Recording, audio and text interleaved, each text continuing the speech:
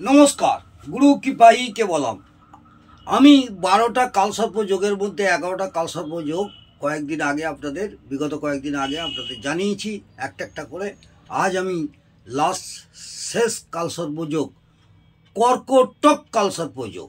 কর্কটক কালসর্প যোগ জাতক জাতিকাদের জন্মকুণ্ডলী দেখে আপনারা নিজেরাই বিচার করতে পারবেন কর্কটক কালসর্প যোগ কোন ঘরে রাহু এবং কোন ঘরে লগ্ন সাপেক্ষে কোন ঘরে কেতু থাকলে কর্কটক কালসর্প যোগ হয়। আজকে আমি শেষ কালসর্প যোগ কর্কটক কালসর্প যোগ অষ্টম ঘর থেকে দ্বিতীয় ঘর পর্যন্ত হওয়া কালসর্প যোগকে কর্কটক কালসর্প যোগ বলে।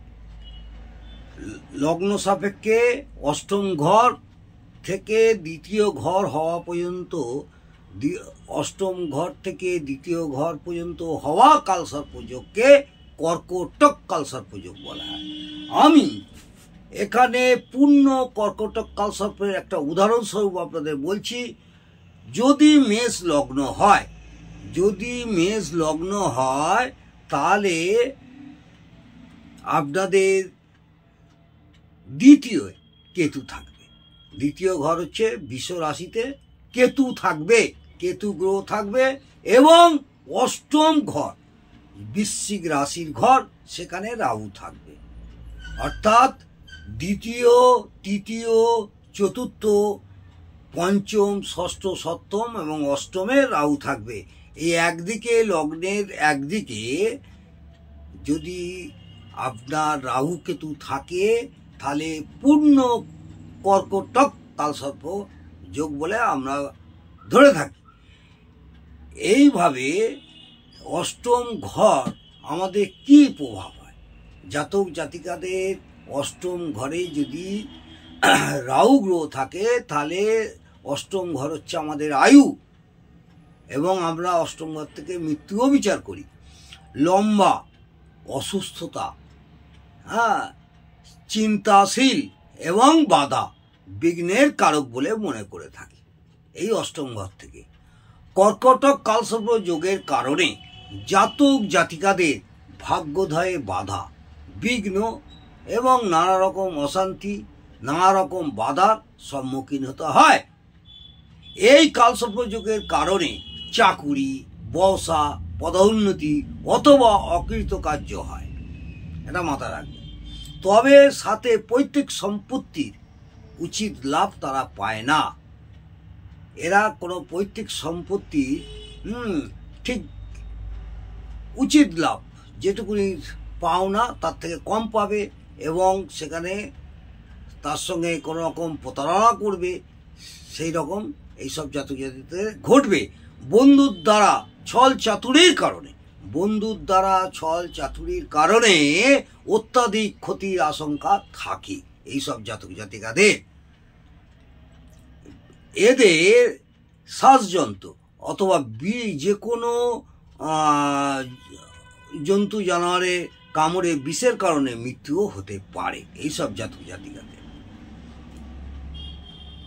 এদের যে কোনো বিষের কারণে, কোনো জন্তু জানোয়ারের বিষের কামড়ে এদের মৃত্যুও হতে পারে। এই অষ্টম ঘরে আপনার যদি রাহু অবস্থান করে আর দ্বিতীয় ঘরে অর্থাৎ বৃষ রাশিতে কেতু থাকে আর অষ্টম রাশি হচ্ছে আপনার বৃশ্চিক রাশিতে রাহু থাকে, তাহলে আমরা সেটাকে পূর্ণ কর্কটক কালসর্প যোগ বলে ধরে থাকি। কর্কটক কালসর্প যোগের অনিষ্ট প্রভাব থেকে বাঁচারও উপায় আছে। আমি কয়েকটি টোটকা আপনাদের বলছি, মন দিয়ে শুনুন। এই কালসর্প যোগ দ্বারা প্রভাবিত জাতক জাতিকাদের কি করতে হবে? আসল রুদ্রাক্ষের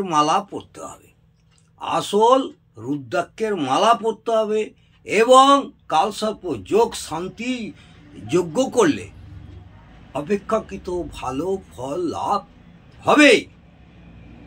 বাড়িতে কালসর্প যোগ শান্তি যন্ত্র স্থাপন করতে হবে এবং প্রতিদিন তার সামনে বসে এক মালা জপ করতে হবে, এবং তার সঙ্গে মহামৃত্যুঞ্জয় মন্ত্রপাঠ যতটা সম্ভব করবেন।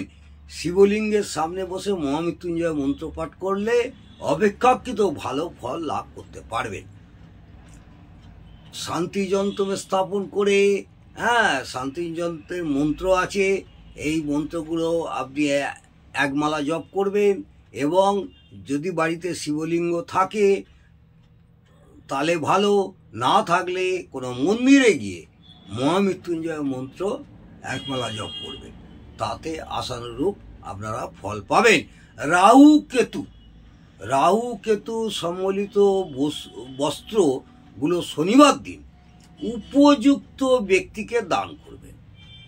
কর্কট কালসর্প যোগের ক্ষতিকারক প্রভাব থেকে অত্যাধিক পরিমাণে মুক্তি মিলতে পারে। রাহু আর কেতুর যে দ্রব্য আছে সেই বস্তুগুলো শনিবার দিনকে গরিব দুঃখী বা উপযুক্ত ব্যক্তিকে দান করবেন, যাকে দান করলে দানটা আপনার কাজে লাগে। তাহলে আপনারা এই কর্কট কালসর্পের প্রভাব থেকে অত্যাধিক পরিমাণে মুক্তি লাভ করবেন। এই কালসর্প যোগে প্রভাবিত রাহুর 108টি যন্ত্রকে পঞ্চমী তিথিতে জলে প্রবাহিত করতে হবে। স্রোতের জলে, নদীর স্রোতের জলে 108টি যন্ত্রকে পঞ্চমী তিথিতে জলে প্রবাহিত করতে হবে। তাহলে আমি আশা করব আপনারা এই কর্কট কালসর্পের যে অনিষ্ট প্রভাব তা থেকে আশানুরূপ অবশ্যই ফল পাবেন। নমস্কার, জয় মা তারা।